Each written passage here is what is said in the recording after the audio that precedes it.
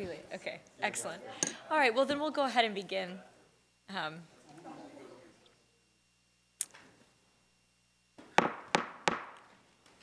Well, good afternoon, everyone. A big thank you to our delegation and other guests for joining us today for the annual tradition of our joint work session, along with the members of the General Assembly on both the House and Senate who represent Arlington. We are delighted to have this opportunity to collaborate with you all ahead of session. We know that this is a very busy time of year as you all prepare, and so we are grateful to have the opportunity for such a conversation. Welcome here in Arlington, and by means of allowing a welcome from the other side of the table, I'd like to invite any comments from the Dean of the entire delegation. Senator Howell, if you'd like to say anything as we open today's conversation. Well, I just always look forward to this. I learn so much from all of the members of the county board. And for me, being part of the Arlington delegation is really special. I've been in the Senate 27 years, and 17 of those I've represented part of Arlington. So although I'm sort of a foreigner, you're very much in my heart. So finding out, exactly what your interests are is important. We work very much as a team down in Richmond, both in the Senate and in the House, and meeting with each other. You've got people who really care about Arlington and are doing our very best to represent you well. Do you want everyone else to introduce themselves, or? Excellent idea, and then I can tee up our agenda a little bit, but introduction sounds like a terrific place to start. Okay. I'm not the dean, but I think I'm the longest consecutive, not that it matters. But it's an honor to represent South Arlington and to work with you all. I think that your priorities are, as far as I know, all priorities I share when I reviewed them the other day. And I can't remember opposing a county priority, but one or two maybe in 15 years. And even that was not public opposition, it was just doubt. But I think that this session is a big mystery. And just in terms of overall, I'd say in some ways, for those of us who hope there's a change in balance in the General Assembly in 2020, that this session in some regards may be a dress rehearsal, because you'll find a number of the bills submitted by the minority may not pass, though we're optimistic, and that it's important to us that we kind of get things teed up, and that we know that the legislation that we are putting in, that we hear any potential objections or kind of line it up with state agencies so it'll work. And we look forward to doing the same with you, and we're especially happy to have Pat there. We work with a lot of liaisons from other parts of the state, and I think it's fair to say that Pat is the best and most attentive that I've worked with. And in terms of information, things move so rapidly, so it's so helpful when we have a question, particularly on a bill that we may not have known affected Arlington in the beginning, how quickly we get a response, and Pat and the county staff are super helpful that way. Excellent, thank you. And in the name of making sure that we have plenty of time to share our priorities and in turn hear yours, we might begin with just introductions and what part of the county, as well as any other areas you represent, I think would be helpful.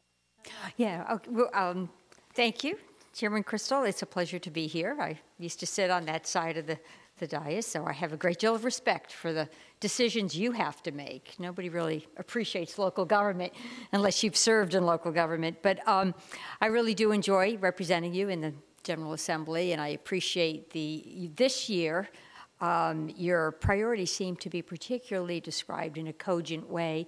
And they're a bit more umbrella type priorities as opposed to specifics, which actually helps us because bills change, nuances change. So just having guiding principles is of more value really than necessarily telling us you want this specific bill, because it's rare that this specific bill actually makes it all the way through unchanged. So, so thank you for that. And I'll just say that I have a very long district, and I'm the only one that represents 3 jurisdictions in my Senate district. I have a large part of Arlington, I have Fairfax, and I have parts of Loudoun. And you have Prince William? Fairfax, Alexandria, Arlington. Okay. Well, I almost consider Alexandria close to us. I'm glad that I Yeah. don't have, no offense to anyone in Prince William, especially for districts to change anything. And I'm glad that I have just the 3. So Arlington, Fairfax, and Loudoun is a lot to manage or respond to. Thank you. Hi, I'm Alfonso Lopez. I represent South Arlington and Eastern Fairfax, the 49th District, really the best the best House of Delegates district. I always say that. It always gets a laugh in the 49th District. I have to echo what Adam said. Pat Carroll and the whole team you have is so amazing. Tim Aiken, Pat, they bring such a wealth of experience, and because we have to move so very quickly down in Richmond, the fact that they are always ahead of the game, unlike in other parts of like liaisons from other parts of the state, it really is quite helpful. And also, after going through your agenda for this year, the fact that what you are advocating for is really so forward-thinking, and it says so much about who I think the Commonwealth what the Commonwealth should become, and so I really appreciate this because it is a guidepost for us. So 49th District, everything south, really of Route 50, north of 4 Mile Run, out from Pentagon City or National Landing, and then up to everything east of Route 7, Bailey's Crossroads in Fairfax. Thanks a lot. Good afternoon, I'm Rip Sullivan. I represent the 48th District, which is a big chunk of North Arlington. It's great to be here, and in the interest of time, I'll stop. Thank you so much, Delegate Sullivan. Well, excellent. As has generally been our practice, we are grateful for the opportunity to share a very high-level review of our General Assembly package, and thank you for the time. It sounds like some of you already spent with it. We appreciate that very much, particularly knowing that many of you represent a number of jurisdictions. So we have divvied that up amongst ourselves, and my colleagues and I will share a couple of the highlights, and then we look forward to turning the floor over to you to hear any preview you might like to give us about the session, as Senator Eben was beginning to do, and any priorities of your own legislation that you'll be introducing. It's a great opportunity for us to learn from you as well. And at this point, Pat Carroll needs no introduction because I think the introductions have been given so well of her already, but we value Pat immensely and just wanted to in particular thank her because it is through her work that this package comes together and is iterated and revised every year. So we thank you, Pat. We're glad to have you at the table, and perhaps we'll ask for your insights and comments along the way as well. So we will launch in with our 2019 General Assembly policy statements. We have considered, my colleagues and I have, a kind of companion document this year to really home in on our top priorities or top clusters of priorities. And so I'd like to begin before we walk through the overall legislative package to just talk about this kind of one-pager document that we've developed to accompany it, really to emphasize two things: the preservation of critical funding streams for public education, public safety, human services, and transportation, and the reconciliation of federal tax changes and court decisions. The thing that both of these priorities and all of their sub-priorities have in common is that they are related to revenue and resources. We are very cognizant of Arlington's reputation in the General Assembly and around the Commonwealth, and we agree that we are incredibly fortunate to be a well-resourced jurisdiction. Nevertheless, we have been experiencing a number of years of budget challenges, largely stemming from our high office vacancy rate and a number of what have amounted to unfunded mandates passed in the past few years have really challenged our ability to deliver core services, schools, transportation, and beyond. And so we know that our delegation has been absolute champions for revenue from the Commonwealth for these things like transportation, education. You've been our partners and in many cases fodder, in Delegate Sullivan's case, introduced bills on transit funding as well as education funding and human services funding. But we just want to echo, to put not too fine a point on it, how much we are struggling here in Arlington. Certainly the failure of the Commonwealth, I think it would not be too far to state to fully fund K-12 education. We are paying something like 118% of the sort of state's threshold amounts to educate our young people in Arlington County. We would like to see, not only for purposes of our being able to deliver those services, but for equity around the Commonwealth. The the state of Virginia step up to help pay those costs. And dedicated transportation funding, of course, remains an issue. You'll see that in greater detail in our proposal, but the expiration of the capital project revenue bonds on which so much of state transit capital depends continues to be a concern. And regional funding, as you all know, even better than we do, the Metro funding bill last year was a watershed in terms of an achievement on which that system can continue and be put back on track for many decades to come. But it unfortunately came at the expense, in fact, the total gutting of critical revenue sources that we use for transportation projects locally. The other point we'd make, and Senator Favola in particular has been at the table with us and our human services staff, but there are assumptions that went into Medicaid expansion, a development we greatly cheer and endorse and support and know will improve the lives of Arlingtonians. Nevertheless, there were assumptions built into that about reductions to our Community Services Board funding, premised on the idea that there would be now Medicaid reimbursements. We don't believe those projections are accurate for a variety of reasons we'd be happy to share in greater detail. The upshot means that we are going to be trying to close gaps for our most vulnerable residents experiencing addiction, mental health needs, et cetera, at a time when we feel not especially well positioned to afford it. So this is a couple of specific examples of ways in which we value and would greatly appreciate your continued partnership in making sure that the locality can build on state investments in human services, transportation, and education rather than taking on and shouldering more and more of that burden. The flip side of that, of course, is we know it's going to be an interesting year budget-wise for the Commonwealth, given the internet sales tax discussion, as well as potential revenue coming to the Commonwealth from the Federal Tax Cut and Jobs Act. So we know there is a lot of discussion already about the use of those revenues for things like transportation, education. We look forward to supporting in any ways that we can be helpful, and want to join other localities around the state in urging that as those conversations are afoot, that local priorities are kept at the forefront. So I am going to pause there and actually introduce then our overall legislative package, which again I'll present with my colleagues. I think it probably makes sense for us to get through it, and then we'll pause, questions, discussions. Would love to hear from you if you have any individual reactions to or just would like more information on things that we have sought to prioritize on behalf of Arlington County this year. A couple to highlight, and we will not go through line by line about these, but under finance in general, we continue to advocate for local taxing authority. At the minimum, we hope to preserve our current local taxing authority. It is not excessively broad that localities have the ability to tax, but whether it's the business license tax or certainly the real estate and rate making authority, our ability to manage at least those levers have been critical in being able to fund core needs in our community. So as is almost always the case, that is our first section of the legislative package, and those are a couple of issues to call your attention to at this point. Let me invite Mr. Dorsey to present a couple of highlights from our transportation section. Thank you all, and first just let me say thank you all for last year. Last year was huge, as Ms. Crystal mentioned, but I want to give my personal thanks to Senator Howell for your work in the Finance Committee and Delegate Sullivan for your work as a conferee to really do what needed to be done for Metro. It was exceptional. It's an achievement that I know we've kind of moved past with the pace of life, but it's useful to pause and reflect at how important it was, and as a member of the Metro Board, it's made my job a lot easier, so thank you very much.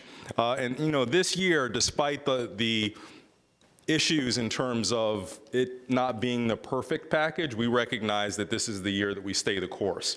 And we just want to make sure that as we mature this new role for the state with WMATA, that we just are constantly aware that when WMATA does adds service and changes service, but does so within the legislative cap, that it's not an attempt to subvert the General Assembly's intent, that there will be changes in the delivery of transit, but we are fully committed to working within the cap and making sure that we honor the spirit of the legislation. And I just imagine that as this rolls out, people will see, oh, WMATA's going to do this new thing, and people might get spooked, but certainly know that we are working well within what is required.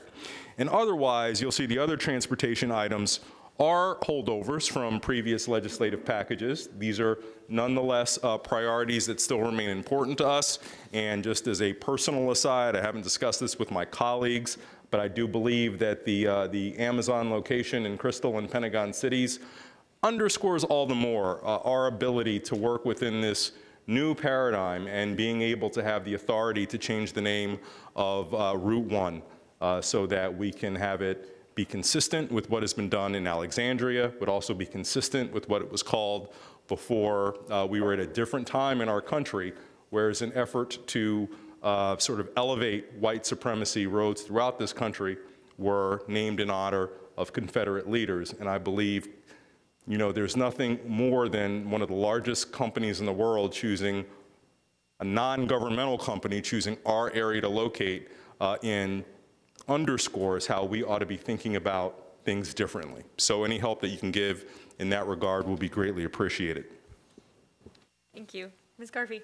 Great, thank you. And I'll welcome Delegate Levine here, my delegate. Nice to see you. Sorry for being a little late. That's all right. That's all right. It happens to all of us.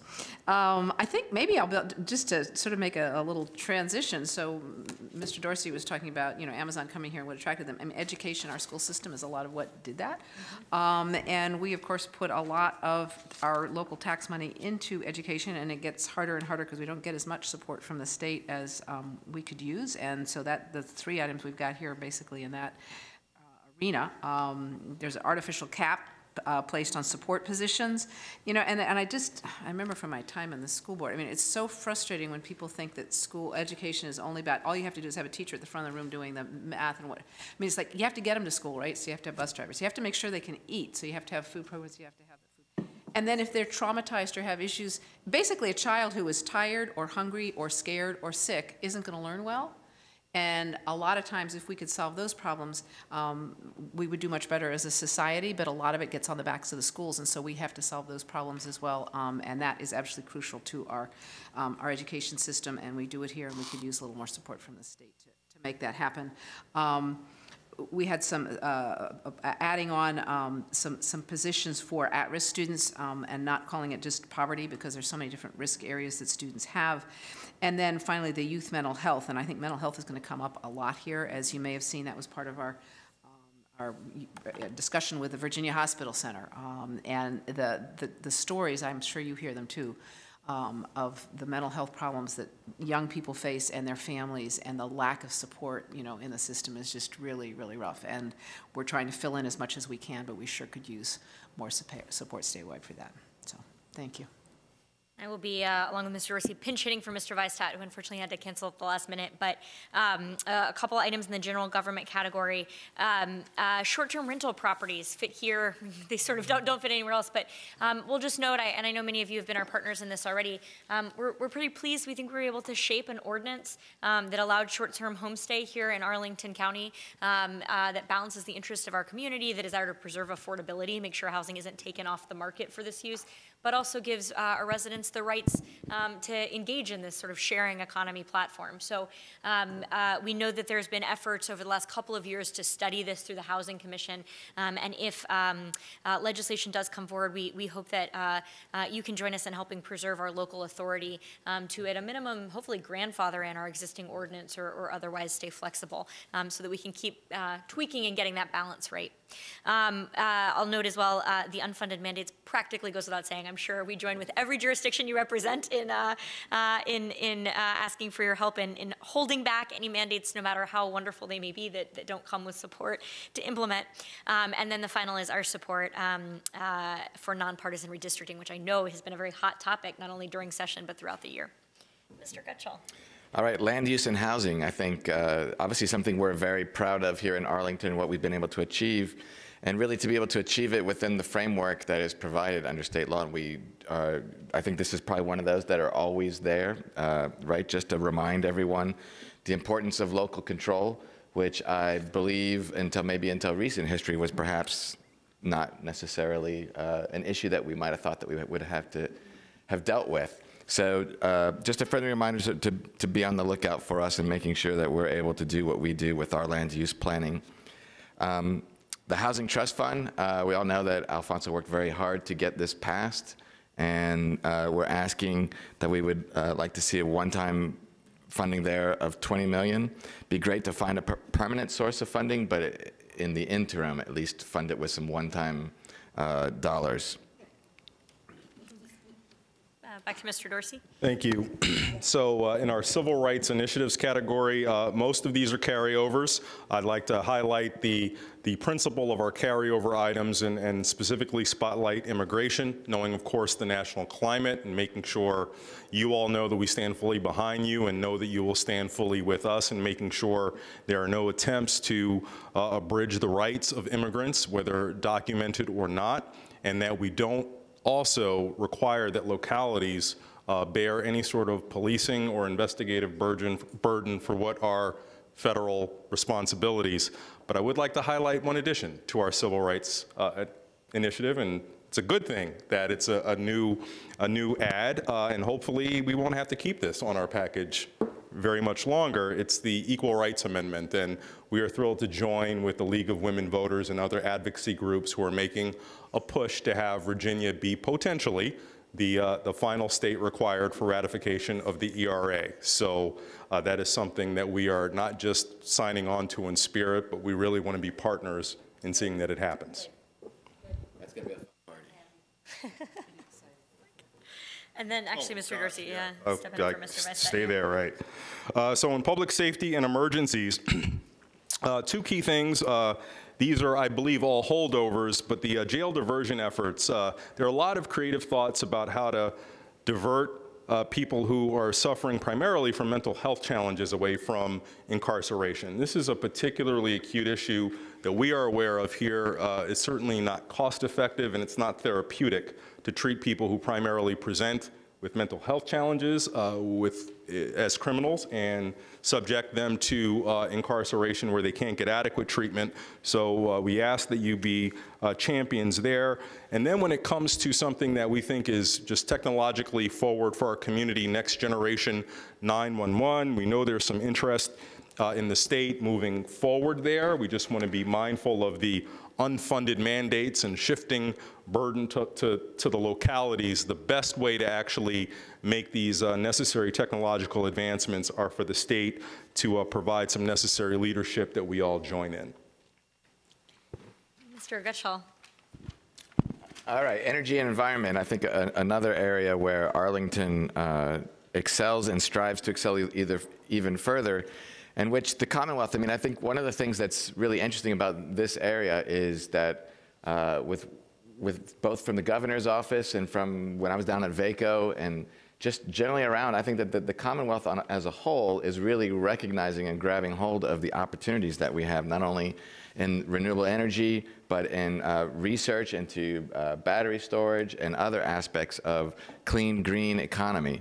So what we're asking for and submitting for you is a few things that would sort of help us to move that ball forward, help us and help other communities, frankly, to do the same thing. So among them that I want to highlight is to study the opportunity for a green bank initiative in Virginia. This would be, financing mechanisms which include green banks, issue no to low interest revolving loans. These also readily lend themselves to leveraged incentives offered by state energy efficiency programs. Barclays Bank, for example, is heavily invested in green banks. So just asking to study it. Got to study something before you know what exactly you can do. We also, I heard some discussion, I think a little bit of discussion of Kathy Tran's bill about around net metering.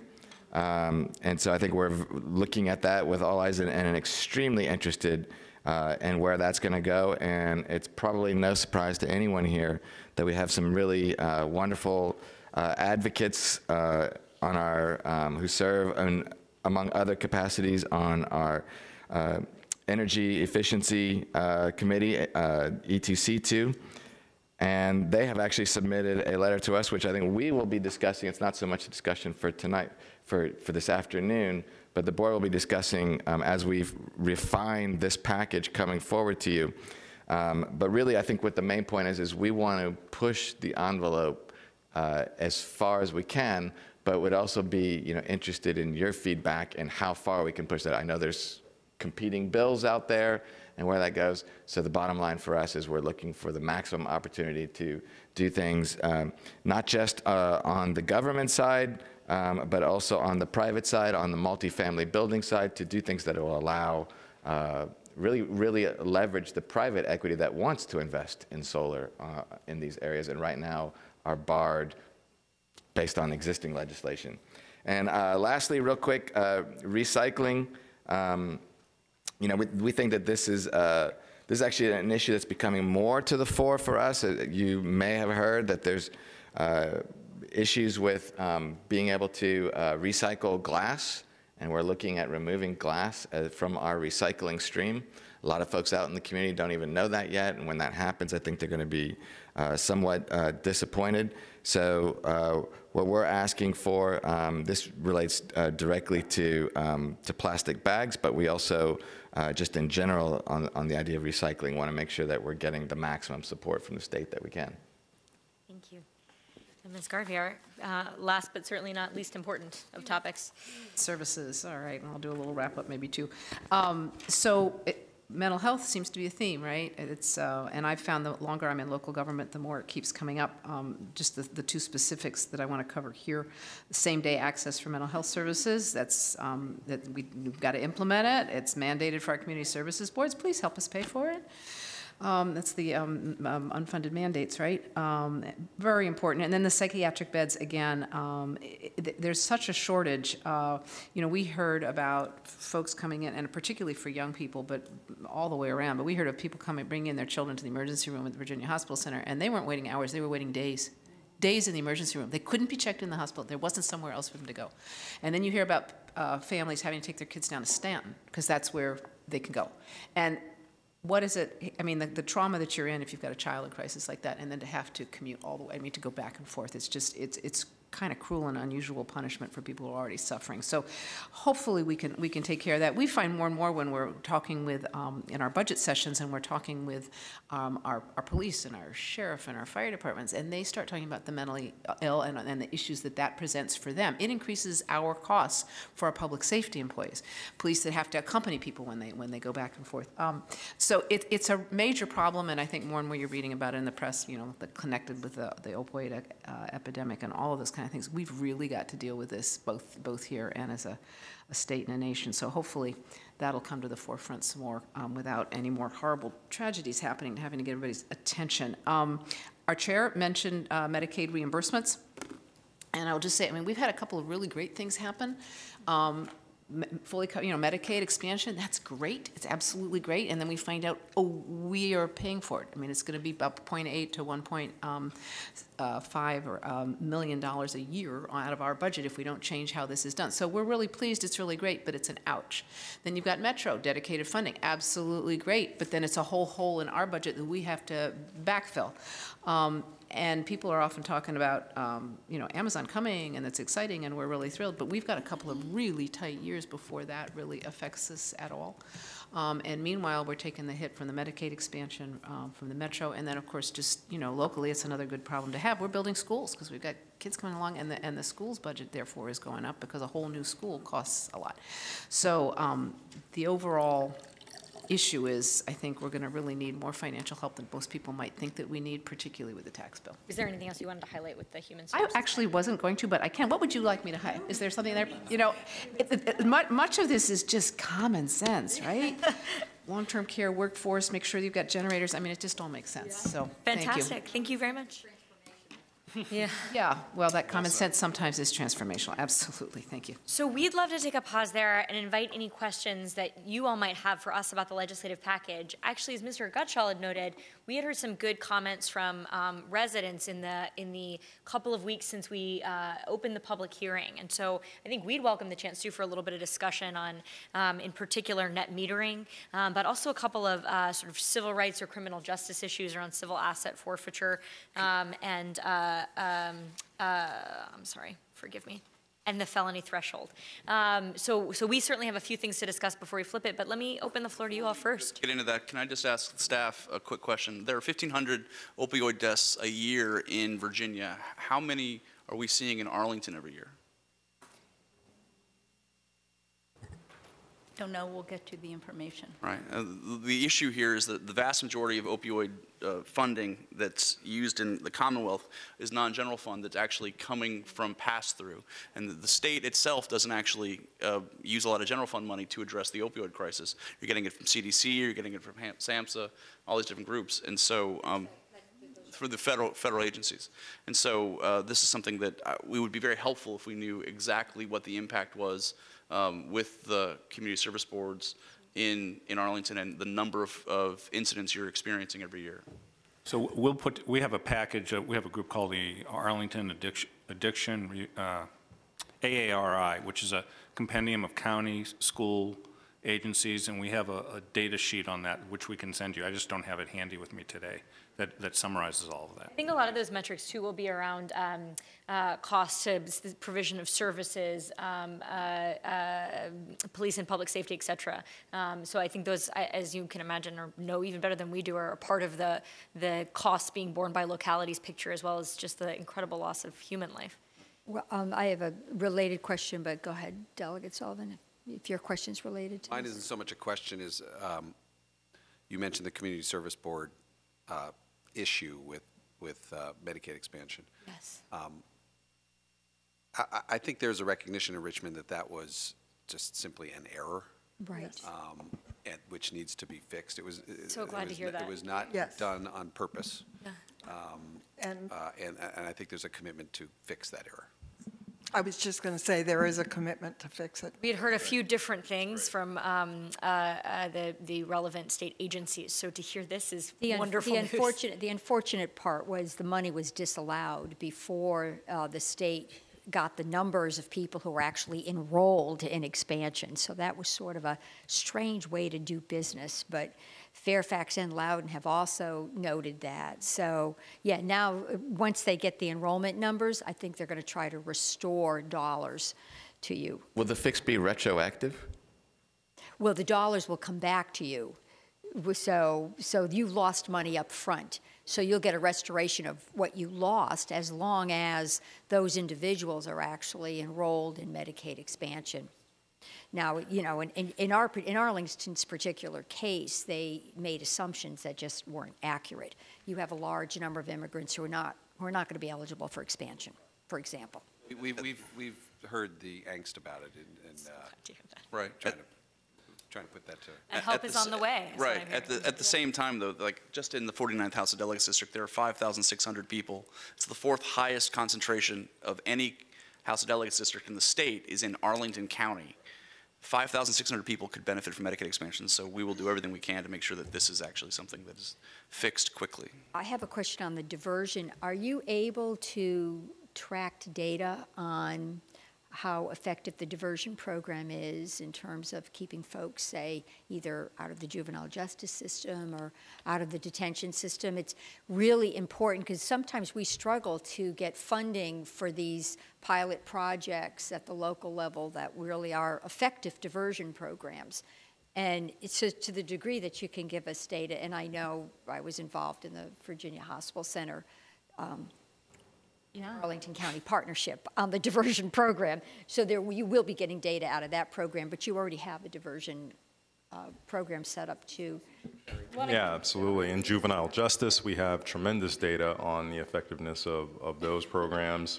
You know, I imagine there's probably a little bit of work to do with the Commonwealth's attorney on looking at other diversion programs run out of that office, the drug court, for example. But yeah, I think we have a lot of rich data that tells the story that you're looking for, that this is something that's very successful. It may give us the opportunity to shift some dollars. Fantastic. We absolutely have those data on the drug court because we review them as part of our budget process.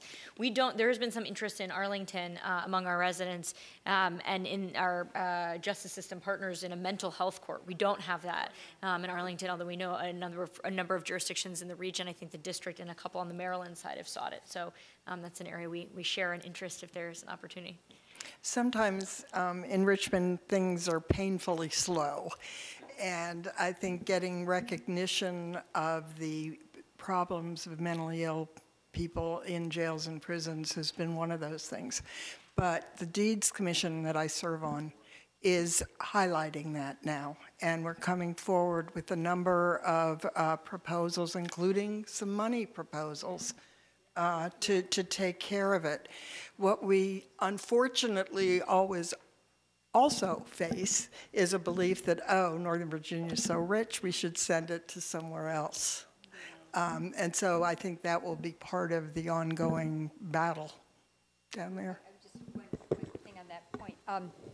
The Commission on Youth, that's, I've served on that for a long time, and I'm just finishing my term as chair, but we are going to come up with a recommendation about including an additional category, behavioral health interventionists, under the school support personnel. So at the request of some school administrators and some mental health folks. And I believe that there'll be several commissions coming forward. They're endorsing that. Oh, good, thank you. Is endorsing. That's good. So we should have more And then, clout, as I but- think you know, there's this critical area of like from 18 to 22 where they leave school and they're not, and they just fall off a cliff. And we really got to address that. Thank you. Good to. So maybe we can get more money for counselors. The problem is you all want us to remove the cap on support personnel, school support personnel, and that's a big ticket item. That's a real big ticket item. Sorry. Appreciate it. The reality is important as well. Senator Evan. Yeah, two questions, one of them with a comment. First off, on naming the highway that's contiguous with the highway in Alexandria that will soon be called Richmond Highway. It's part of your agenda, and I've been polling some Republicans about the prospect of that. I'm not introducing it unless we can get a very narrow piece, otherwise it should wait. I had a very narrow bill last year that I withheld in deference to a larger bill. But I wanted to suggest that the only way I'm putting it in is if I have any hope of passing with some Republicans. And the only way I think that would, one way that would be much more likely would be if the Arlington Chamber of Commerce or the Crystal City bid was interested in supporting that. And I don't know if the county would be seeking that input, but I haven't had time to do that, so just a thought. And Amazon. Well, I don't think Amazon will be taking, I spoke to them, they won't be taking active, I didn't ask about that issue specifically, but I don't think they'll be taking any active political positions until after, if at all, until after their things are cemented in. Then additionally, a comment on your request for a plastic bag fee, which I'm introducing again this year. It shouldn't be labeled as a disposable plastic bag. It's disposable or throwaway bags. If you want any consideration from the merchants, the carbon footprint to deliver 10,000 paper bags to a supermarket is much more, if you put them in a truck, the space of 10,000 paper bags is a lot more than 10,000 plastic bags, so thin. Further, even recycling paper bags requires a lot of chemicals and bleach and other things. There was a great chart in the Washington Post a number of years ago, and it said paper or plastic, and it said neither, or they're both have some issues. So you may consider the verbiage on that, because my bill won't just be that. And on, I'll wait to comment on the other things till after questions. Thank you.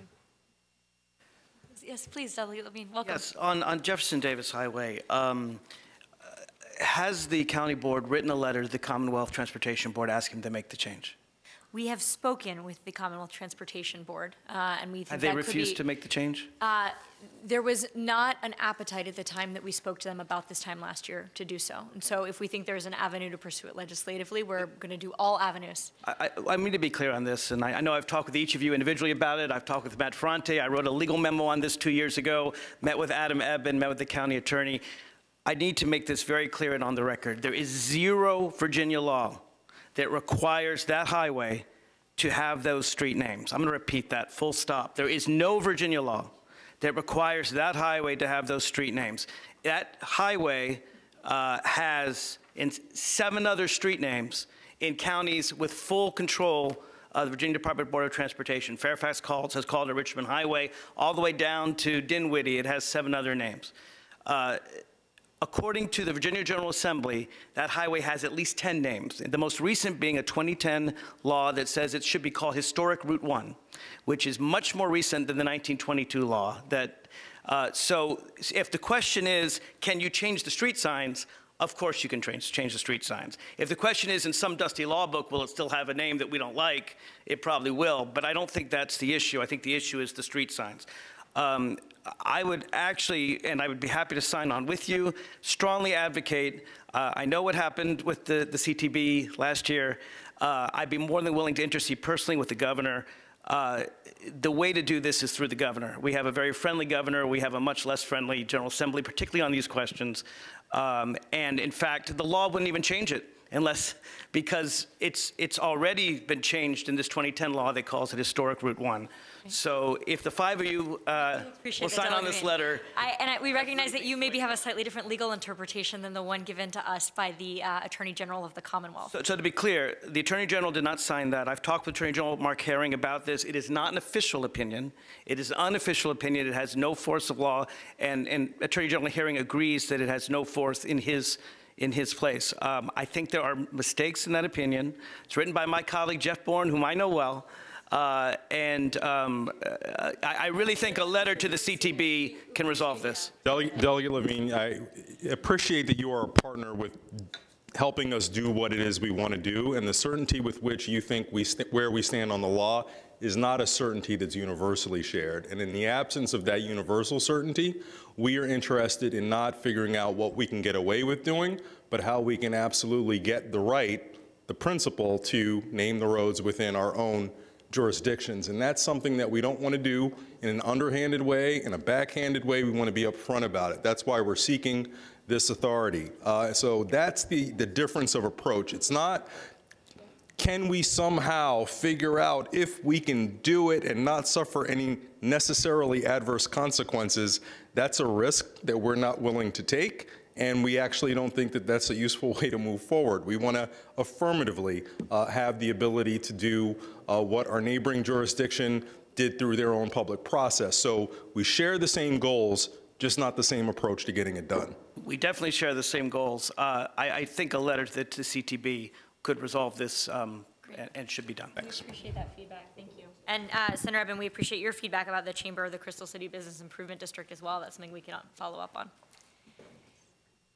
Well, without any other questions, I'd like to follow up on something that Mr. Gutschall mentioned, which is that we've received a fair amount of feedback from people I think it would be not too strong to call them experts in our community who serve on our Energy Conservation and Environmental Commission with the Sierra Club and others, suggesting that they thought our package might benefit from a little more specificity around the net metering piece, and in particular whether it made sense to, oh please, Eric, did you want to? I did, because I just wanted you to know, Madam Chair, that they each have a copy of this in front of them now. You do? That's what I had. Oh, fantastic. Our clerk Okay. do. So as you take a look, in summary, it is whether our legislative package would be better served in the shared goal of helping achieve such a net metering bill if we had greater specificity around a couple of priorities, specifically allowing homeowners to install systems to meet future rather than just past demand, which I understand current law prevents, allowing owners of multifamily buildings to install solar and sell electricity to their tenants,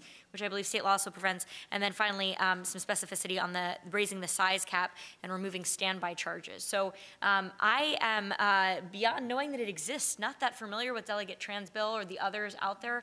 Do you have any advice for us, frankly, on how much specificity would be most helpful in supporting this goal? What's interesting about this actually mirrors almost exactly what Fairfax County is putting forward, and is part of some of the larger, more comprehensive net metering legislation that's going to be put forward this year.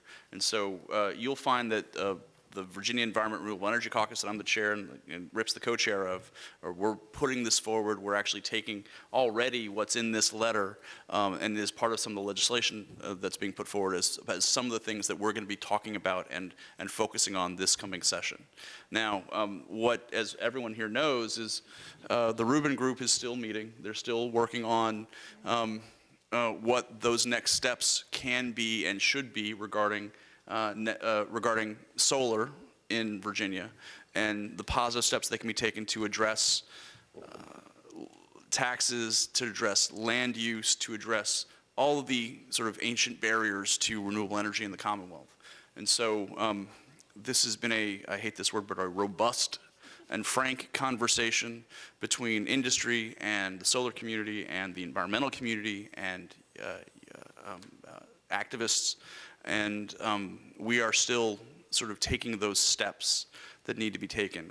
What's interesting from a political perspective, whether or not these bills will pass or whether or not some pieces of them will pass this year is going to be an interesting process. But I think over time, the conversations will become actual legislation or actual law in the Commonwealth. So it's not a period of this is never going to happen in the Commonwealth. It's a period of this will happen in the Commonwealth within the next few years. And so however, I think this is exactly where we're going. Right, so it sounds like an endorsement for us to include it in our package. I would. Right. If I were you, I would. Excellent. That was very helpful guidance. Yeah, thank you. Just to follow on what Lopez was saying, that my understanding from some of the environmental groups is that there'll be at least 2 bills. One that Delegate Tran is introducing in the House, and we were looking for a Republican sponsor in the Senate that would have just the municipal piece, and then a larger bill that Senator McClellan will have likely to have in the Senate, and I believe Delegate Keem was going to have in the House. And the larger bill, you know, we shouldn't use these sessions to handicap things, other than to say perhaps that the larger bill may be more challenging. If I might, what I'm sure you all understand is we need flexibility when we go down there. We endorse all of these, and we are going to be in negotiations on them. Similarly, with the redistricting reform bills and a commission, we're going to need some flexibility there. I'm actually somewhat hopeful we'll move forward on that one, but it won't be quite the way everybody is saying right now. On the redistricting, there's a growing consensus that, at least in one caucus, that we should perhaps go forward with a constitutional amendment. So that language would create an independent commission. And I could go into the detail, but I won't take your time because, as you know, we haven't ironed it all out. But it would have that language for the constitutional amendment would have to pass the General Assembly in 2 consecutive sessions with an election in between before it goes to the voters. But as you know, the governor can't veto a referendum language.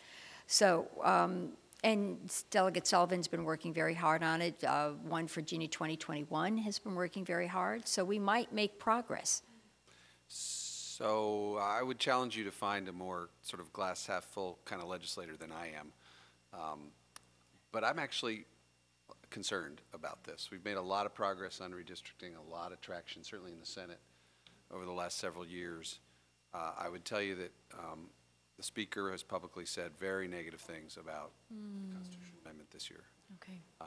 So whatever you can muster with your other, you know, with VACO and everyone else, this can all. We all know people who we think would vote with us, but it can all get shut down by 1 or 2 people. 1 or 2 people. Yeah. That's helpful insight. And Delegate Sullivan, I think you're absolutely right to point to sometimes we're not always that influential or effective just lobbying as Arlington County, but in partnership with VML and VACO can be. So that's, good thinking. Appreciate that insight very much. And often the problem is, you know, something can pass on the floor, but you can't get it there.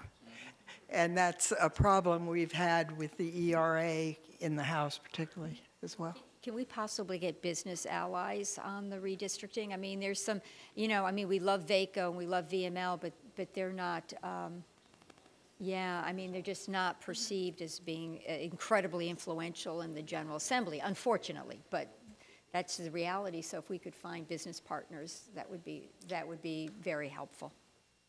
Thank you. They really do have to convince the Speaker. Even if it gets to the floor, they can do procedural motions and have to kill bills that have 60, 70 votes. So it's about business really putting pressure on the Speaker, and if that succeeds, we succeed. Otherwise, I agree with Rip, it won't. Thank you for those insights. All right, unless you all have any other further, oh, please, oh, Senator Rubin, you did have Sure, a few things. First off, on the short-term rentals, I just want to warn you, and we will share it with Pat, I'm planning on introducing bills that will limit localities' rights to regulate short-term rentals, but not as far as Arlington's gone. Okay. Just for one runaway locality like we had Lexington a few years ago, we passed something, and this has to do with one of your neighbors. Could you say a little more about what local authorities would be removed? No, sorry, not about who it is, but which authorities would be removed under your bill? Well, they're trying to do more to, basically, they're trying to have it so you don't have short-term rentals through other provisions that make it, yeah. So I'll provide you with some data on it because I'm still pouring through, and there's a lawsuit involved on it now too, which may make it more challenging to pass. But basically, just the same bill that we had with Lexington a few years ago that didn't impact Arlington. That'd be helpful. I think, there are, and Pat can be a good liaison too in this regard. Yeah, we'll be sure to get. There are a couple of tenets that are really core to what we've crafted, and I might point out, my colleagues might have others, the restrictions that it be a home that is primarily occupied by either its owner or main tenant by 6 months plus 1 day is one of the most important ones that we've achieved, I think, in trying to prevent otherwise rental units being taken off the market. So that and a couple others, but as long as those are. We'll provide Pat with a copy of the bill. Great. It's for feedback before it's introduced in final form. Additionally, we're looking in, I don't know if this impacts Arlington. I don't know if this is technically a rented building that you don't own. Yeah. Well, technically, you don't have the legal authority to have absentee balloting in this building. So it's just a minor oversight that some other localities are doing the same thing. But we're looking, it's very minor, Scott's, well, minor until. I think you should have not said that in a public session. We maybe should have discussed that offline. It's been said in the General Assembly. Let me just say, it's not the intention of anyone that we know of. Well, we did own the land anyway. Yeah, well, then we'll make that argument if we have to. But anyway, just we're going to try and ratchet it back to just government buildings. And Senator Sturvell's really been taking the lead on that, and if he doesn't put it in again, I will. Additionally, there's been interest from some folks in Arlington in ranked choice voting. Delegate Hope had a bill on this, I think it was last year, that got to the floor of the House, if I'm not mistaken, and I'm putting in something similar for local option to have this sort of thing, because it would presumably cost a little bit more money for programming of voting machines. So not a requirement, an option. Would that be primary and general?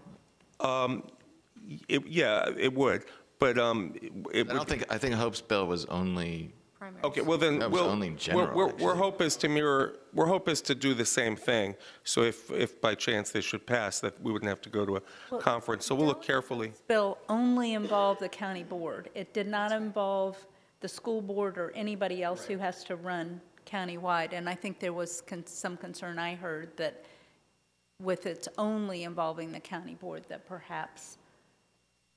That it wasn't, that it was just treating one office different than another. Yes. Well, again, we're happy to get you the draft of that in case there's any reaction before we submit our final corrections or changes.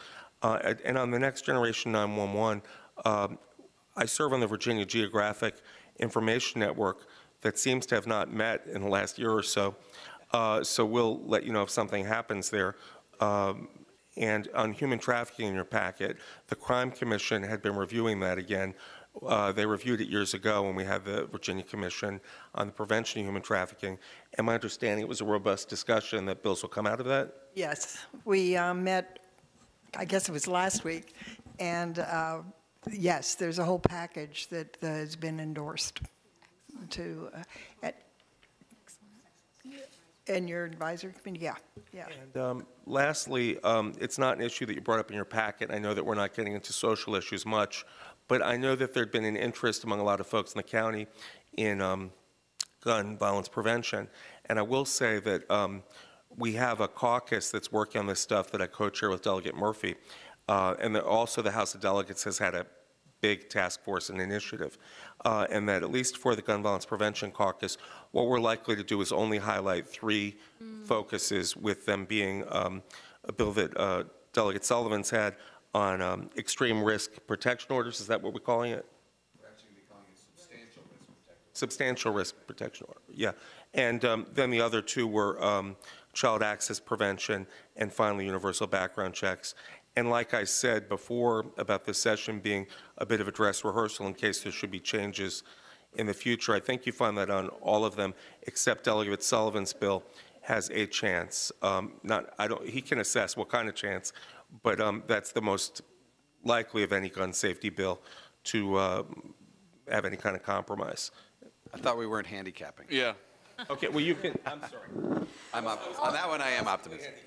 I will say this, I think for our part, this board has been unanimously on record as being in strong support of anything that has a chance of passing enrichment. In fact, we were just earlier this year lamenting that not only the sort of general Dillon rule restrictions on our creating any local ordinances, but the innumerable preemption clauses that have been passed over the year to prevent us from even thinking about it. So I think if, it's lack of prioritization in our package is sort of out of resignation rather than lack of any aspiration. So I think as a next step, we'd love to work with you, Delegate Sullivan, to figure out what kind of statement we might include that would speak to what you think might be likeliest to come out of that caucus or that group. I'm also putting in a bill, which I've put in rather regularly, but there is a lot of support for it statewide, and that, again, has to do with gun violence and domestic violence, the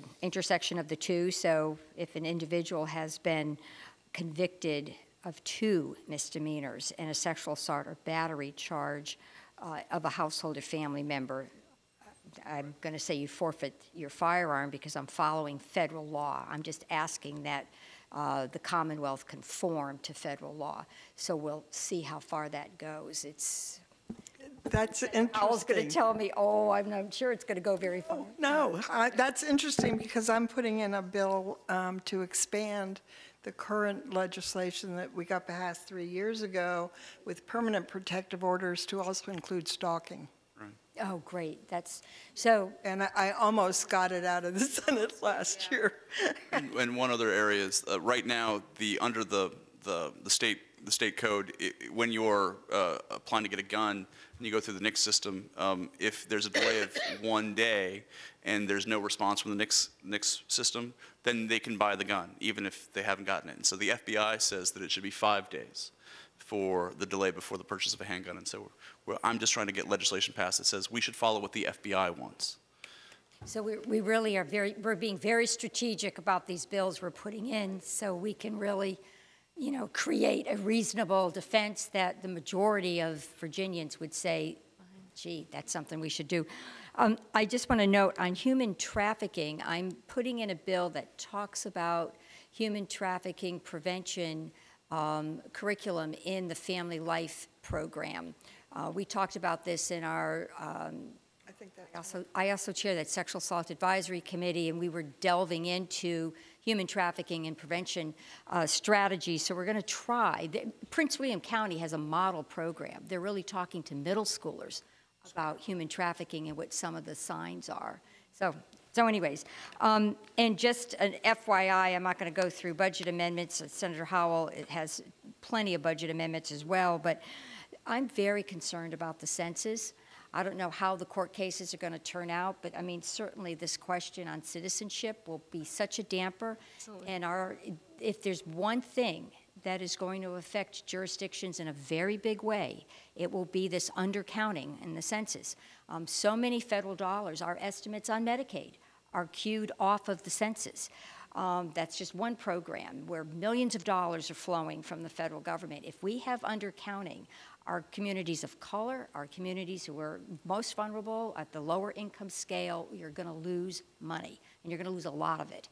So there's nothing we can do right now, but I'm going to put in money, and I hope the money committees, the finance committees and appropriation committees view it favorably, because I really want a much more concerted educational effort on this, and that won't be enough, but we've got to do more than what we've ever done.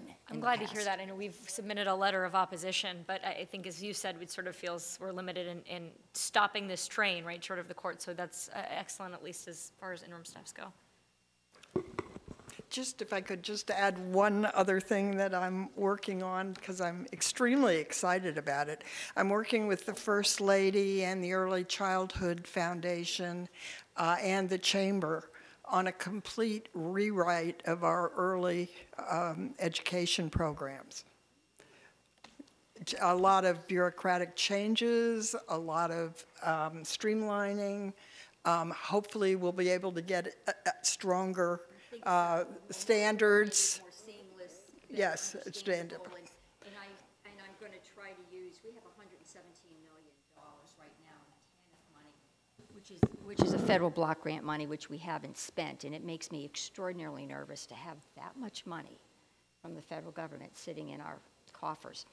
So I'm going to see if we can use a portion of it to really serve the Medicaid expansion population and get them into subsidies. So I'm talking for childcare. So I'm talking to Commissioner Storin now. He's trying to figure out how many folks in the expansion population would not qualify for child subsidies right now, and we could push them over to a TANF. Yeah. So are we going through the Well, I bills? was about to ask, actually, just as a time check, we're about a little more than halfway into our session, and the balance of the time, we had planned to allow you all in turn to sort of talk about your issues or what you're introducing. Does that work for you, Eric? Were you not? It does. I have one question, though, but maybe before we turn it completely over to them, which is the sunset on the tot tax, and I thought that that was going to be part Transient TOT, occupancy. and I thought that that was going to be. The per child tax. Yes, That was right. on Arlington. That's right, on the top.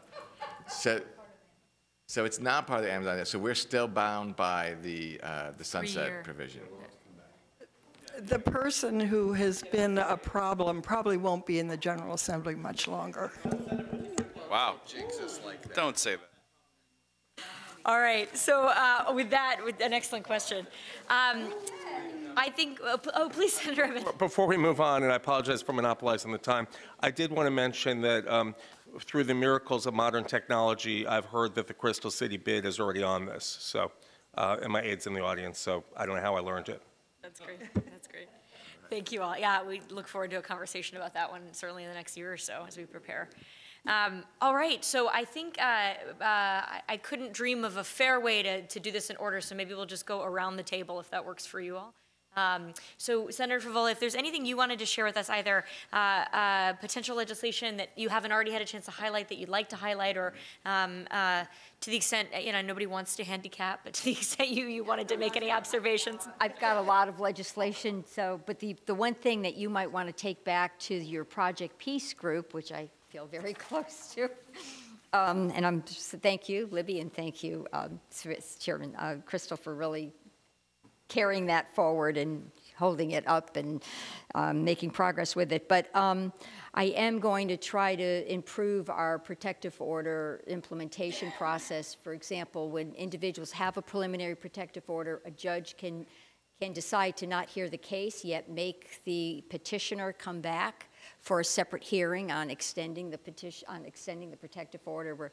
We're going to ask that, well, the legislation is going to require that the judge make a determination on extending the protective order at the same time they hear the case. So things like that, we're trying to smooth it out. This is coming out of, this is coming out of Theo Stamis's office. Autumn Summers is sort of a victim witness support staffer in Theo Stamis's office, and she sits on the Sexual Assault Advisory Committee, and she came and said, I've got these bill suggestions. So it's been great. So I'm putting in 3 or 4 in that area, and I've got some education bills and some other things. Lastly, I will just say, and I believe Senator Howell's putting this in as well, but I am putting in a bill that would exempt Planning District 8 from the mandatory school start time or school start date. So we think, I don't know, Senator Newman seemed amenable to a carve-out.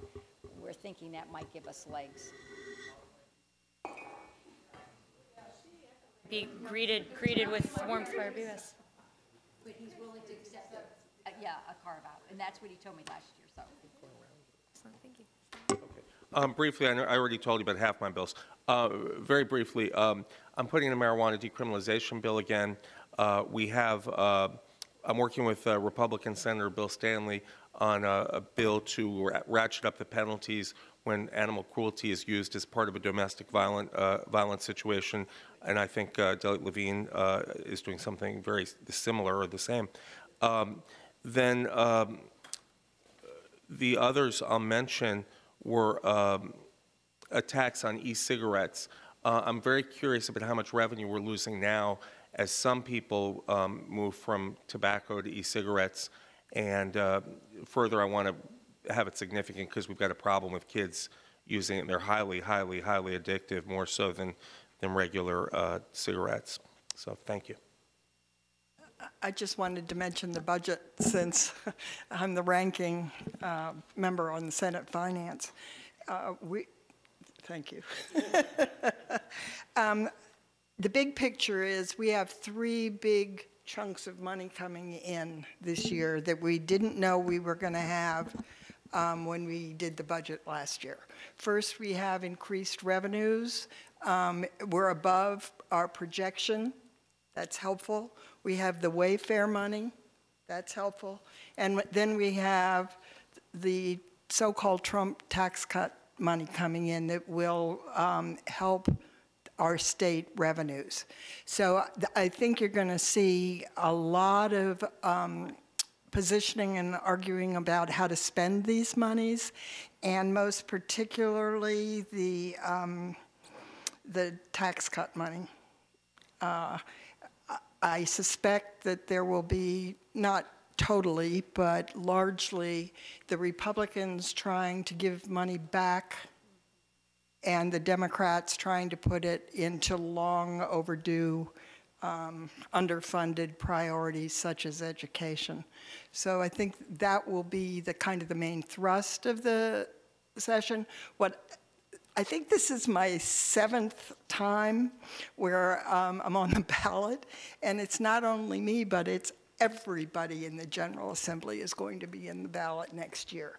And when that happens, when that particular year, yes, and it's hard to predict, will everybody decide, let's get along and get out of town as soon as possible? Or will there start being real divisions and bills? Yeah, and I so far can't predict which way it's going to go. Thanks for reminding us. Yeah. Question, how much chance is there if they start doing more funding for education things, it doesn't run through the composite index? It will run through the, yeah, I'd say 0. Through the composite index. Find any pieces that don't have to. There's discussion about poverty kinds of, yeah. Well, but great. I don't. And I know you guys know that, but it would, you know. Yeah, the more I we don't have think that will happen this year, but maybe. I mean, you know, you never can tell. Okay. Never can tell. I've drafted 31 bills. Right now, we have a limit in the House of only putting in 15. Some of the ones that I am going to be focusing on, of course, are in-state tuition for undocumented individuals. What's interesting about this bill, thank you for putting it on your agenda again this year, but as the number of DACA students goes down, we're seeing a significant increase in the number of asylum seekers. And so my language this year will include asylum seekers. Also, requiring a criminal conviction for a violent felony prior to any reports to the federal government on an individual's immigration status, which also is in your agenda as well. We're talking to the AG's office about creating an Office of Civil Rights that would address a great number of issues, including immigration. Also, making it clear in the state code that a student's immigration status should not be reported by a university or public college in the Commonwealth. There's some confusion about that right now. And then also legislation I've been working on regarding child labor on tobacco farms for several years that still is a problem in the Commonwealth. We talked about the gun violence prevention legislation I've been working on. Also, TANF benefits and making sure that folks who've been victims or folks who have been convicted of a drug offense will not be harmed by the TANF rules as they stand right now, and we can actually allow folks and their families to get the benefit of the TANF temporary assistance for needy families. I've been working with the AG's office on suspension of driver's license and the non-payment of fines and costs. Also, thank you again very much for all the work you've done and support you've given me with the Housing Trust Fund, especially with what's happening now with Amazon. And in South Arlington, it's a significant concern regarding housing affordability. It's important that we have a dedicated source of revenue for the Housing Trust Fund in the Commonwealth. And on top of not just asking for a dedicated source of revenue, I'm also asking for $50 million in one-time budgetary support that could be used. As we all know, there have been at least 2 projects, I think $5 million approximately, that's been leveraged to create significant affordable housing projects along the Columbia Pike. And so we have so much more we need to do, especially with the missing middle. Definition of small business, which is currently still so messed up in the Commonwealth. A small fix on that, and then working with the firefighters on flame retardants and making sure that carcinogenic materials and flame retardants aren't, or that they're addressed.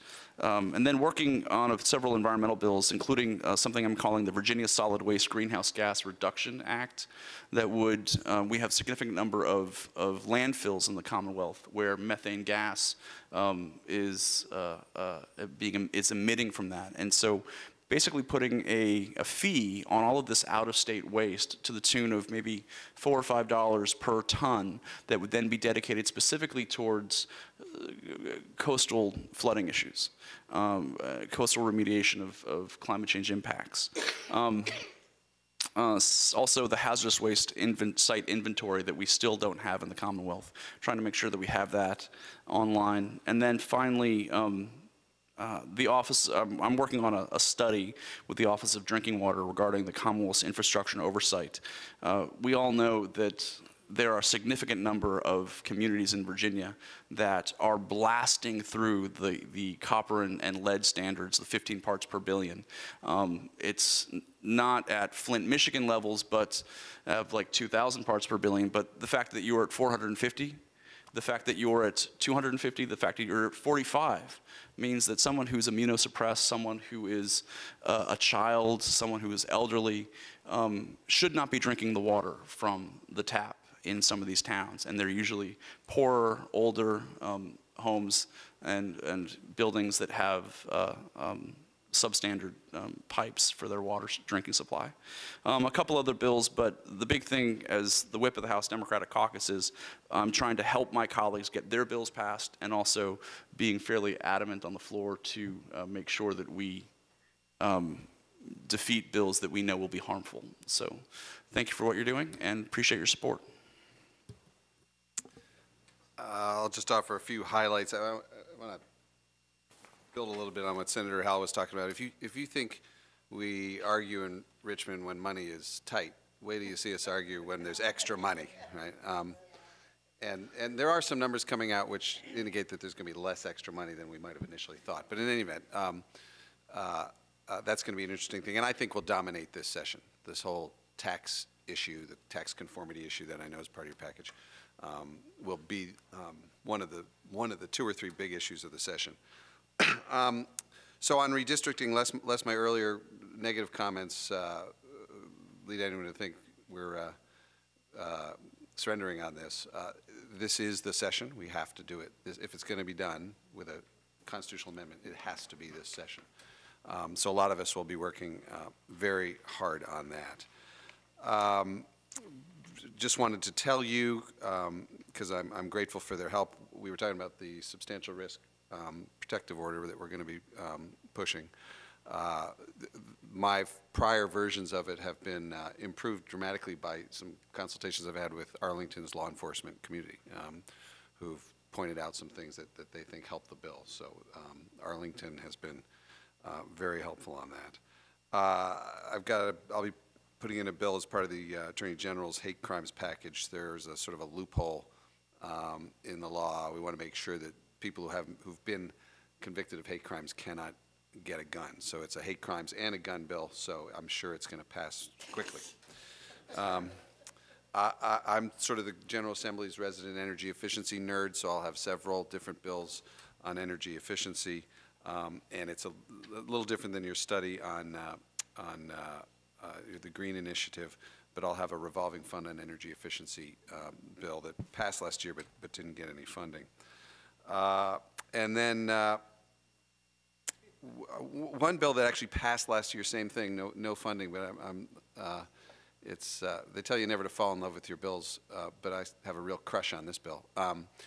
I call it's my media literacy bill, and frankly, my star witness, if I can get her there or get them there, will be this marvelous teacher at Wakefield. She's going to try to bring some of her students down because she is doing some terrific work incorporating into her class. It might be a government class, I'm not sure. Issues having to do with media literacy for our kids.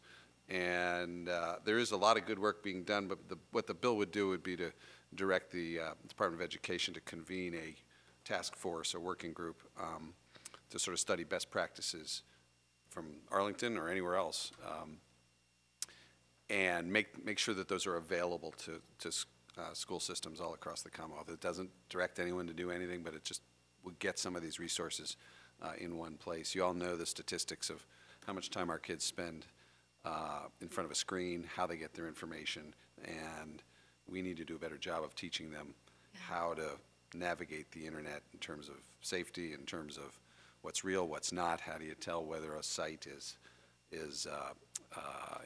biased or not biased, real or not real? So it's an exciting bill that did pass last year, but we didn't get any funding, so I'm hopeful to get some money this year with all that extra money we're going to have. Thank you. So like Delegate Lopez, I have about 30 bills or so in the hopper that I'm going to have to farm out or pick my top 15. But some new, some I've done before. Two issues that I've mostly been working on in the General Assembly. One is protecting vulnerable people, particularly victims of domestic sexual violence, but also children and people who suffer from elder abuse.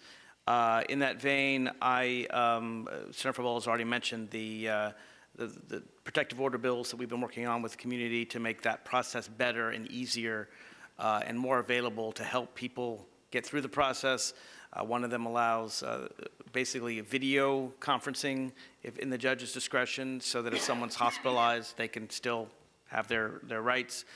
Also bills to allow victim witness to help in certain situations like breaching a protective order, where that's actually not technically included. Now, they do that in Arlington, but if someone were to challenge it on a legal basis, it might have some difficulty. And also the bill that Senator Eben mentioned about helping people who use animal cruelty as a way to attack people, basically, to threaten someone else. So I'll be working on those. A couple other bills that are near and dear to my heart that I think we're going to get through this year. One bill, it requires judges to consider acts of domestic violence and acts of child abuse in their custody decisions. Current law has a restrictive definition of that. It's basically, it has to be within the family. So if a man, say, had harmed several girlfriends that he didn't live with, that's not taken into consideration. It would also be, frankly, the first definition, an expansive definition of domestic abuse in the code, and hopefully, that would be a start for using it in the future. Also, I have a bill to protect against elder abuse, specifically to allow family members of Alzheimer's patients and others with dementia to visit them. Currently, the law says they cannot be unreasonably denied visitation, but there's no mechanism to make it happen. And so basically, a lot of family members can't see their loved ones, and we'll try to get that through. Also, I've always been, as the co-founder of the Virginia Transparency Caucus, I'm always looking at ways to make everything more transparent. I'll go back again, haven't decided whether to do it through legislation or a letter. Last time I was successful through a letter, not legislation, to make sure every subcommittee is filmed, not just every committee. We got committees, that's great. Now we need subcommittees. But also a bill on healthcare transparency that deals with several different situations. One is what's called surprise billing or balance billing. They're actually slightly different concepts, but the idea is that someone who is in a setting where they have every reason to believe they're covered, their hospital's covered under their insurance plan, and then some doctor who is not there under the plan sees them and charges them a lot of money that they're surprised about because it's outside their system. And in general, a bill is about transparency, such as when you order drugs, you should have a right to know how much those drugs are going to cost with your insurance plan prior to getting the drugs so you can shop elsewhere. And the same is true with non-emergency medical procedures. So that's something I'm working on with Republican Senator Amanda Chase, and we're going to try to, with a left-right alliance, get some transparency things through. I'll probably bring back my bill to allow local option to raise the minimum wage. I can't say I believe its prospects are high, but I think it's important to keep bringing that up until it becomes law. And if they vote against it, well, they'll have to face their voters on that one. I do agree, finally, with Delegate Sullivan and Senator Howell that this will largely be a fight over money this year. The governor, as you probably know, is putting a bunch of money into an earned income tax credit, and there's that versus sending tax money back versus all the needs we mentioned, from CSBs to infrastructure needs and so forth. And I do think that money will be the biggest focus of the session. And it's a good problem to have. We're envious. We'd love to have that. And one other thing we should think about as well is proffers. There's going to be a proffer bill that is a fix on what was put forward a couple years ago at the last minute, 11th hour, 59th minute. Do you have any insights? I know there have been a few people talked about, potentially Delegate Bob Thomas involved. VML has been at the table along with home builders associations, but any insights into what the... We haven't actually seen the bill yet. We've only known that there's been organizations working on it. And so we hope that it's not the same kind of problem that happened the last time when everybody got the bill in the middle of session and was then asked to pass it. And so the fact is, if they replicate that, then there will be problems. You'll be getting Make the sure they bill don't slip earlier. in something that we I'm don't working on the proffer bill with the home builders in VACO, yeah. I was assigned by the local government committee to try to negotiate a compromise, so. So you know, there I've been will be a sharing bill. all the drafts with Steve McIsaac, so he's been reviewing them. We've been pretty. Well, as you all know, I think representing Arlington, we're pretty fortunate in that we have a different negotiated system. Nevertheless, I think, actually, as Delegate Lopez was saying, affordable housing throughout the region has reached nearly crisis proportions. And so the frankly, inability of our surrounding jurisdictions to add meaningful amounts of housing over the past 3 years is having huge reverberations for our competitiveness with workforce housing in the region and the ability of this region just generally to meet the needs of a growing population. So we may not have a very specific dog in that fight, but I think our regional future really depends upon fixing that bill. So glad to follow that work. Colleagues, do we have any questions or anything we'd like to follow up on? This is a great agenda collectively. We're fortunate to be represented by you all. Mr. Gutschall? Yeah, I just wanted to know who was going to introduce the eminent domain bill for large private open space in certain counties with certain population growth. And that's a tongue-in-cheek way, obviously, I think, to actually to just express. So it's my understanding. I hope I'm not breaking protocol here. That I'm expecting that that my colleagues will support me to be the liaison to all of you for next year, and I just want to put it out there that my ears are wide open. So, exactly. So the county board has historically identified one of us who's sort of the primary person, as we know things move so fast. Is that right? Oh, a mentor right there. So anything that comes along that you think we ought to know or ought to know better, then please reach out to me. I would love to ask one question that didn't come up, but I suspect you all have been in touch with our Civic Federation as well on a couple of resolutions they had passed that we are thinking among ourselves. They'd share them with us, encourage us to include it in the legislative package. Historically, I think the county board has not necessarily included sort of courts and justice system items as much. We've recognized those tend to fall outside of our purview. But the Civ Fed had asked us to consider including both raising the felony threshold. I know there was some action taken last year, but maybe more to come. and then also civil asset forfeiture, i.e. the civil lawsuits in which assets are seized, but no criminal charges are filed. So I think we're all kind of in the information gathering stage. I think these are things that we as individuals support, but are at least on balance, but are trying to ascertain whether it's helpful to have them in our legislative package. If there's any insights you all would share with us, both about the prospects of these issues in the General Assembly, but also if you've seen in the other localities you represent, whether they take different approaches to these kind of courts and justice type issues, just any insights essentially you could share with us, we'd welcome. I think this year you'll see a lot of school to prison pipeline, cash bail reform, criminal justice reform, not unlike also my suspension of driver's licenses issues. And so there will be a significant number of these kinds of bills next year.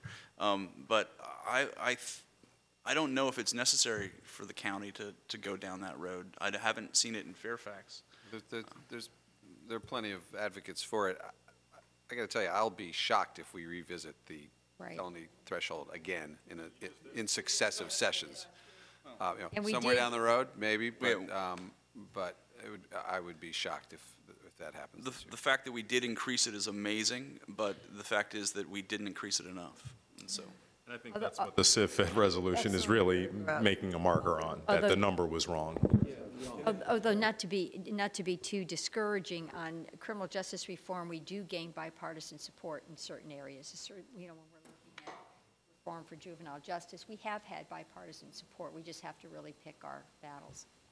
Yeah, on that, the felony threshold, the governor brokered that compromise, and when the governor brokers a compromise, it's unlikely he's going to encourage people to send him something to sign that kind of changes the terms. So I would say not this, echo the sentiments of Rip and I think Alfonso who said that. Additionally, on the felony asset, on the asset forfeiture, civil asset forfeiture, that's an interesting issue with left-right possibilities, and that that's all I have to say on that. But that's something that there's interesting arguments on both sides. I would suggest if you're thinking of going into that topic that you read the Crime Commission report of about 3 years ago. Great. Very thorough. I carried most of the legislation to update what we did at that point, and what the basic bottom line on civil asset forfeiture was that the horrible events that were happening were actually all at the federal level, not so much at Virginia's level, and that now actually other states are copying what we're doing. Really? So, very helpful. Yeah. And but that's not to say it's not something that should continue to be discussed, but we have really moved quite a long way on that. Most of our criminal justice reform legislation that passes has come out of study commissions, like the Crime Commission, or on occasion the Commission on Youth, but it would have to be endorsed by the Crime Commission. So it's one of those areas where people move slowly, but we have had some progress. An idea of our progress, we went from dead last on felony threshold in the country, tied for last, to now we are in the top 3/4 or the bottom quarter. We're about 38th. So we've gone from 50 to 38, and one day hopefully we could reach the median. Thank you. Well, I never said progress was slow. I never said that. Thank you. Excellent. Thank you for really hanging with us. Yeah. Great values, and we really all share. We just keep plugging along. Nothing good comes easily, but the fight's worth fighting. Exactly. Thank you all very much. And if I could just say, Madam Chair, Senator Howell, you said at the very beginning how much this benefits you, and you look forward to it. Likewise, to understand not only what your priorities are, but really the state of play, so that we can calibrate our expectations or develop new interests and priorities. It's always useful for us to hear from you directly, since you know best, and we thank you for your service. Definitely let us know when things are affecting us so that we can be as prepared as we need to be. Thank you guys, one team. And in addition, this is maybe has the distinction of being one of our only work sessions of the year to end early. So that's how we know that you all are great partners. Thank you so much. We really appreciate your making the time in such a busy time of year. Thanks again. We'll be adjourned.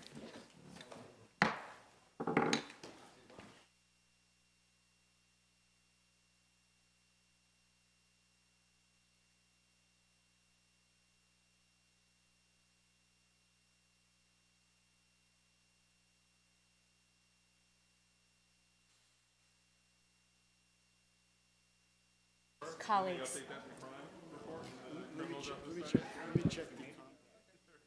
If I could just have the attention of my colleagues. Ms. Garvey, I'm so sorry to interrupt. If I could just reconvene us briefly. On the, yeah, so, gentlemen, can I pull you off for 1 second? So we have one more vote to take today? Okay, so, all right, I'd like to briefly introduce it while the cameras are still on in the name of transparency. So, I have a motion before us, colleagues. This is, hang on. I'd like to be able to actually take this over.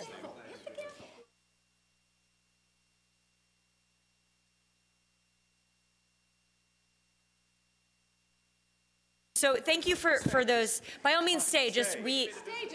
We want to ensure that anybody who's watching does hear us do this publicly. I have a motion before us that I'm going to move, and then with a second we'll explain, which is that I move that the county board authorize the county manager to deliver a notice of termination of the December 19, 2016 agreement of sale with Shirley Investors LLC, subject to approval of the notice as to form by the county attorney. Second. Great, okay, and so now that I have a second for that, just for context for anybody watching, this is an action we're taking in advance of our December action to enable the county board, enable the county manager and the county attorney to act expeditiously to terminate an option that we had to purchase an off-site bus maintenance facility in Fairfax County.